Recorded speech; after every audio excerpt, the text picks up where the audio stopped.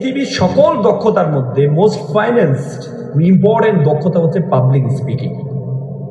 আপনি যদি ভালো কথা বলতে পারেন, আপনি যে পেশায় যাবেন ইউ উইল বি টপ, আপনি প্রথম হবেন। যে পেশায় যাবেন, একটা দোকানদার, আপনি একটা দোকানদার, আপনার মুদি দোকান সবচেয়ে বেশি চলবে। একটা মুদি দোকানের একটা লোক আছে খারুজ, কেউ গেলে একজনকে মালামাল দিচ্ছে, আরেকজন এসে যদি বলে আমাকে একটু মালামাল দেন, উনি বলে ভাই দেখতে পাচ্ছেন একজনকে দিচ্ছি, এমন করেন কেন আপনারা? এখানে আসলে এমন করেন কেন? এই লোকটাকে আর যাবে তার কাছে? কিন্তু আপনি যদি গিয়ে তাকে বলেন যে ভাই ভাই একটু বসেন, ভাই আমি জানি আপনার কষ্ট হচ্ছে, আমি আপনাকে শেষ করি, আপনি একটু বসবেন, আপনি এখানে আসবেন, ফ্যানের নিচে বসবেন। আপনার যদি তারাও থাকে, তারপরেও আপনি বাধ্য হবেন 5 মিনিট বসে থাকতে। এই জন্য আপনি যখন ভালো কথা বলতে পারবেন, ব্যবসায়ী হবেন, আপনি সেরা হবেন। শিক্ষক হবেন, আপনি সেরা হবেন। আপনার প্রত্যেকের সাথে আপনার আমি কয়েকটি পরামর্শ দিয়ে কথা শেষ করব।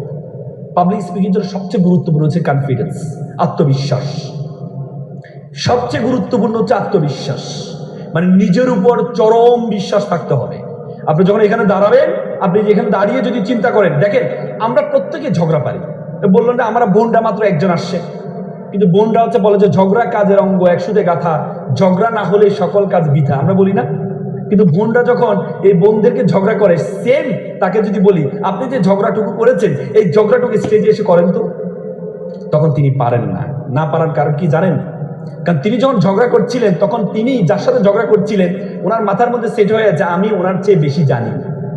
কিন্তু এখানে যখন দাঁড়ায়, তখন চিন্তা করে ইস আমি বাংলা বলছি, বাংলা একজন শিক্ষক আছে, তিনি যদি আমার ভুল ধরে, রাকিব ভাই আছে, রাকিব ভাই যদি আমার ভুল ধরে, এখানে দাঁড়িয়ে যদি চিন্তা করে ইস আমি ইংরেজিতে কথা বলছি, এখানে মাহমুদ স্যার আছে, উনি যদি আমার ভুল ধরে। আপনি এখানে দাঁড়িয়ে যদি আপনি আরবি কথা বলার সময় আপনি ভাবেন এখানে রিপন ভাই আছে, উনি যদি আমার ভুল ধরে, বিশ্বাস করেন আপনি এখানে কথা বলতে পারবেন না। এখানে এই জন্য আপনি যখন স্টেজে দাঁড়াবেন, তখন আপনাকে মনে করতে হবে এখানে যারা আছে সব গরু আর আমি হচ্ছে গুরু, তাহলে আপনি দাঁড়িয়ে কথা বলতে পারবেন। আপনাকে মনে করতে হবে এখানে যারা আছে সব ছাগল আর আমি হচ্ছে রাম ছাগল, সবচেয়ে বড় ছাগল, তাহলে আপনি এখানে দাঁড়িয়ে কথা বলবেন।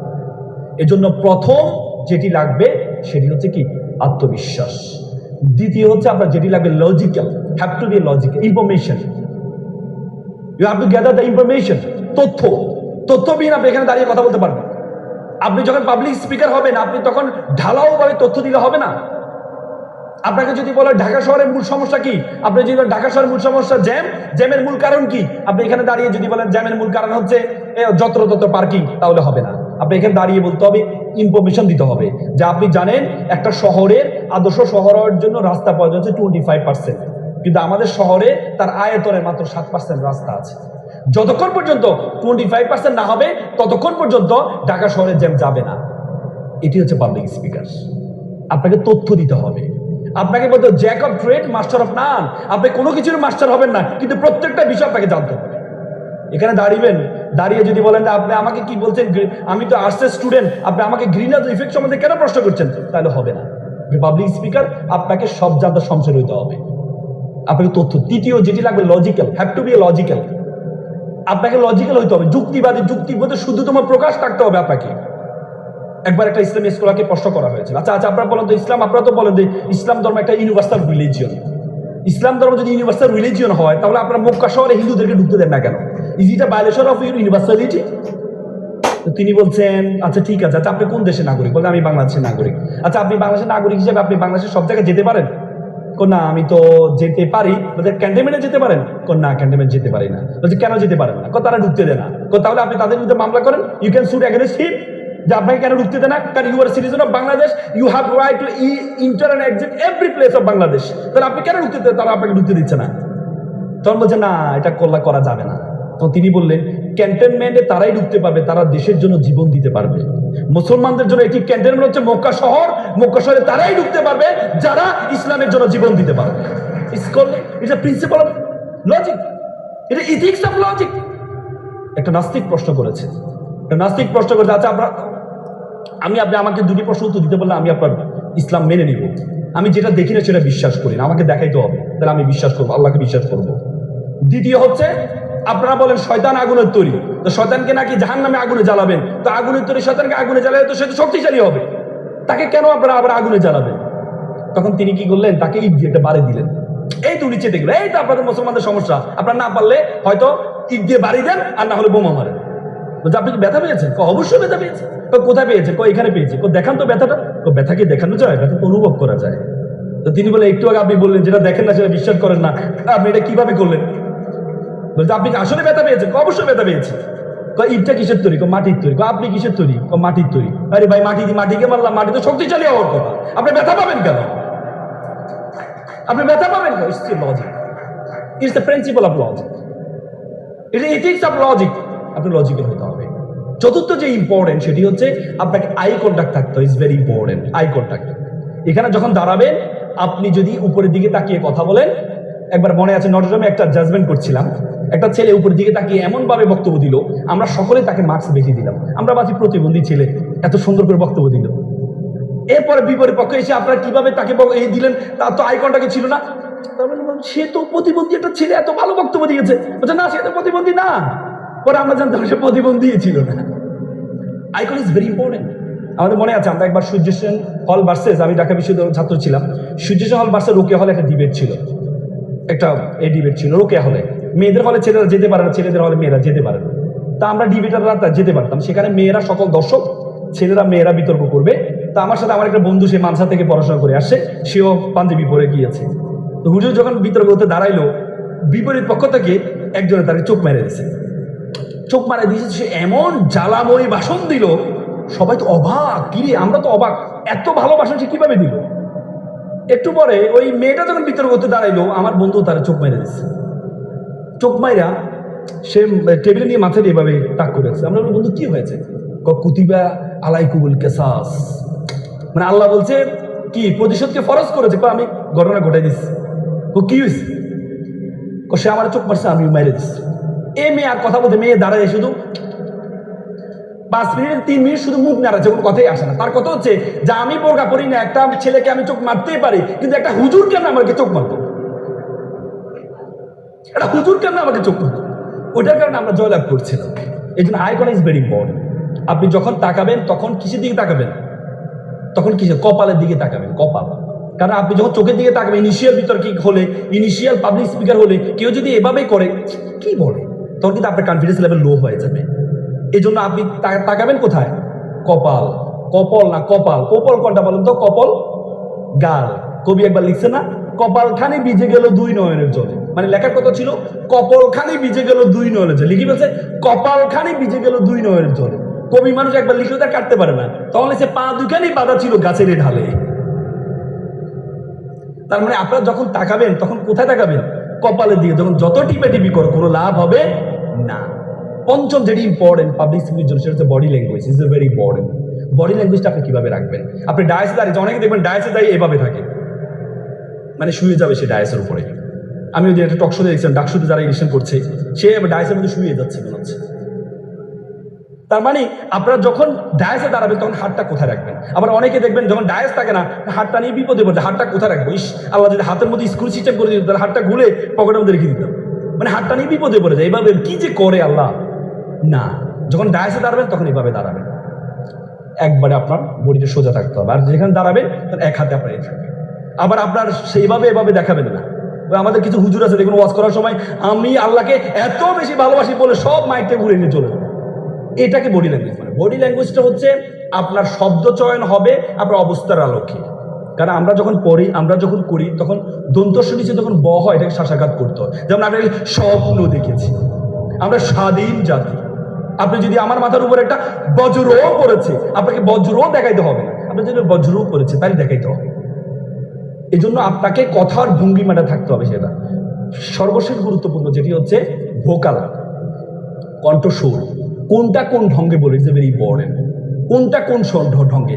আপনি সবসময় দেখবেন, বিটিভি দেখেছেন তো না? বিটিভি দেখেছেন? বিটিভিতে দেখবেন যে যখন আনন্দের খবর, আপনারা জানেন কিছুক্ষণ আগে বাংলাদেশ নেদারল্যান্ডকে 10 উইকেটে হারিয়ে জয়লাভ করেছে। আমরা খুবই আনন্দিত, মনে হচ্ছে যেন তাই কান্না করছে, মনে হচ্ছে নেদারল্যান্ড তার বাপ হেরে গেছে।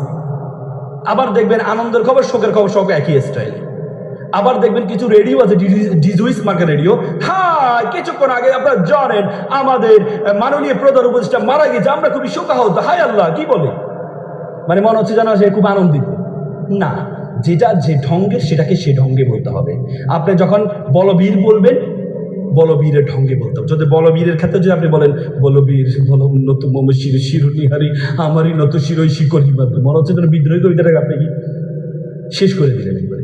আবার নিজ স্বপ্ন আজি এ প্রভাতে রবির কর, কেমনই পুষিল প্রাণের পর, কেমনই পুষিল প্রাণের আর প্রভাত পাখির গান। না রে ভাই, আপনাকে বলবীর বল উন্নত মম শির শিরনিহারি আমারই নত শিরই শিকর হিমাদরে।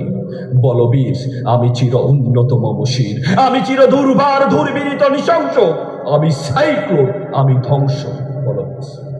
আবার আপনি যে নিজ স্বপ্ন এবং আজি এ প্রভাতে রবির কর, কেমনই পুষিল প্রাণের পর, কেমনই পুষিল প্রাণের আধারে প্রভাত পাখির গান। না জানি কেন রে এতদিন পরে জাগিয়া উঠেছে প্রাণ, ওরে জাগিয়া উঠেছে প্রাণ, ওরে প্রাণের বাসনা প্রাণের আবেগ রুদিয়া রাখিতে নারী। এটি হচ্ছে নিজ স্বপ্ন। আমি সর্বশেষ, আমি আর কথা বাড়াবো না, সর্বশেষ আমি আপনাদেরকে 5টা কি পয়েন্ট বলবো যে মানুষের সাথে যখন প্রথম আপনার দেখা হবে, যখন মানুষের সাথে আপনার প্রথম দেখা হবে আপনি তাকে কিভাবে কনভিন্স করবেন। আমরা দেখেছি, আমরা যেখানে যাই হুট করে আমাদের সাথে কেউ যখন পরিচিত হতে আসে, সে এমনভাবে আমাকে অ্যাপ্রোচ দেখা, আমি ইচ্ছে করে তার সাথে দ্বিতীয় কথা বলার। আপনি যখন প্রথমে কারোর সাথে পরিচয় হতে যাবেন তখন সুন্দর করে তাকে একটা কি বলবেন, একটা হাসি দিবেন। ভাইয়া ভাইয়া আমি মামুন ভাইয়া, একটা হাসি দিবেন। হাসি কিন্তু একটা সুন্নত, জানেন তো আপনারা? হাসি সুন্নত জানেন তো? হ্যাঁ, আল্লাহ রাসূল যে হাসি শুধু সুন্নত নয়, আল্লাহ রাসূল কি বলে একটা সাহাবা বলেছেন যে আল্লাহ রাসূল আমি আকসারু তাবাসসুমা মিনাল নবী করিম সাল্লাল্লাহু আলাইহি সাল্লাম, আমি নবী করিম সাল্লাল্লাহু আলাইহি সাল্লামকে এত বেশি হাসতে আর কোনো মানুষকে দেখি না যত বেশি নবী করিম সাল্লাল্লাহু আলাইহি সাল্লাম হেসেছেন। তার মানে হাসি এটা সুন্নত। এবং আল্লাহ রাসূল বলেছে এটা সাদাকা। আল্লাহ রাসূল বলেছে তাবাসসুমা ওয়াজহে, যদি তোমার কাউকে দেখো আখিকা লাকা, তোমার কোনো ভাইকে তোমার তার চেহারা দেখো সাদাকা, তাহলে হাসি দাও, সেটা হবে তোমার জন্য সাদাকা। সাদাকা মানে কি? দান করা, নিঃস্বার্থ দান করা। তার মানে আপনি যখন কারোর হাসি দিবেন এটা নিঃস্বার্থ দান হবে। এই জন্য প্রথমে যখন কারোর সাথে দেখা হবে একটা হাসি দিবেন। আর আমরা কি করি, ভাইয়া আমি মামুন ভাইয়া, এই হাসি দিলে হবে না তো। হাসি 3 ধরনের মনে রাখবেন। একটা হচ্ছে তাবাসসুম, তাবাসসুম মানে মুস্কি হাসি, এটা রাসূল সবসময় দিতেন।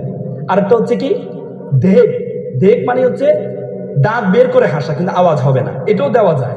আর এটা হচ্ছে কাহকা, কাহাকা মানে অট্ট হাসি। আল্লাহ রাসূল বলেছেন তোমরা কাহাকা দিও না, কাহাকা দিলে তোমার হৃদয়টা মরে যায়, হৃদয়টা মরে যায়। তোর কাহাকা দিবা না, অট্ট হাসি দিবা না, এটা শয়তানের হাসি। এই হাসি কখনো দিবা না, আওয়াজ করে যে হাসিটা দেয় এটা কখনো দিবা না। তার মানে আপনি যখন প্রথমে কারোর সাথে দেখা হবে প্রথমে তাকে একটা হাসি দিবেন, ভাইয়া আমি মামুন ভাইয়া, ভালো আছেন ভাইয়া, প্রথম। দ্বিতীয় যেটি করবেন সেটি হচ্ছে আমরা সবসময় কি মানুষের নেগেটিভ অ্যাপ্রোচ দেখাই। প্রথমে ভাইয়া আপনার কাছে একটু কালো কালো লাগছে, তাহলে উনি কি আপনার সাথে কথা বলার আগ্রহ থাকবে? ভাইয়া আজকে পোশাকটা আপনাকে ভালো লাগছে, আপনি ছবিটা অনেক সুন্দর, বাস্তবে আসলে এবার বললে সে কি আপনার সাথে আর কথা বলবে? আপনি বলেন যে ভাইয়া ছবি কি, বাস্তবে আপনি অনেক সুন্দর। যদিও আমাদের শরীয়ত বলেছে যে সামনে প্রশংসা না করতে, একটু প্রশংসা তো করতেই হবে। এটাকে প্রশংসা না বলেন, আপনি কমপ্লিমেন্ট বলতে পারেন যে আপনি তাকে বলতে ভাইয়া আপনি কিন্তু আজকে আপনাকে অনেক সুন্দর লাগছে, ছবি থেকে বাস্তবে আপনি অনেক সুন্দর। এটি যখন বলবেন তখন সে আপনার প্রতি একটা আগ্রহ তৈরি হবে, আগ্রহ। তৃতীয় যেটি করতে যাবেন সেটি হচ্ছে ওনার ব্যাপারে আপনি একটু তথ্য নিবেন। আপনি যখন শান্ত ভাইয়ের সাথে দেখা করতে গেলেন, আপনি শান্ত ভাই বাংলাদেশের তো আসলে রাজনীতি অবস্থা খুবই বাজে অবস্থা, এই দিয়ে হবে না, আসলে এভাবে হবে না, এভাবে দেশ চলতে পারে না। অথচ শান্ত ভাই রাজনীতির ব্যাপারে কোনো আগ্রহ নেই, কিন্তু আপনি তাকে রাজনীতির বিষয় বললেন, হবে এটা? কিন্তু আপনি যদি আমার শান্ত ভাই এখন বর্তমানে বাংলাদেশের পিপিএসএর কিন্তু অনেক ভালো কাজ করছে, বা ওনার যে ইভেন্ট আছে, ইভেন্ট নিয়ে আপনি তাকে প্রশংসা করলেন, তখন সে খুশি হবে, না সে আমার বিষয়ে জানে, আপনি তার সম্বন্ধে জানবেন। পঞ্চমত যেটি করবেন, ফিজিটিং করা যাবে না কথা বলার সময়। ফিজিটিং কেমন? আমরা একটা মুদ্রা দোষ আছে, আমরা এই যেমন কথা বলার সময় চুলকাই, আবার পিঠে চুলকাই, হ্যাঁ, আবার ভাইয়া না, এই ফিজিটিং করা যাবে না। এই জিনিসগুলো যদি আপনি অ্যাভয়েড করতে পারেন, তাহলে আপনি সফল হবেন। আমি আপনাদেরকে বলবো যে পাবলিক স্পিকিং, এপিজে আবুল কালামের একটা কথা বলে শেষ করব। তিনি বলেছেন প্রজাপতির পিছনে ঘুরো না, ফুলের চাষ করো, প্রজাপতি তোমার পিছনে ঘুরবে। তো সুতরাং ফুলের চাষ হচ্ছে পাবলিক স্পিকিং, এটি যদি আপনি করতে পারবেন, মনে রাখবেন সকল কিছু আপনার পিছনে ঘুরবে।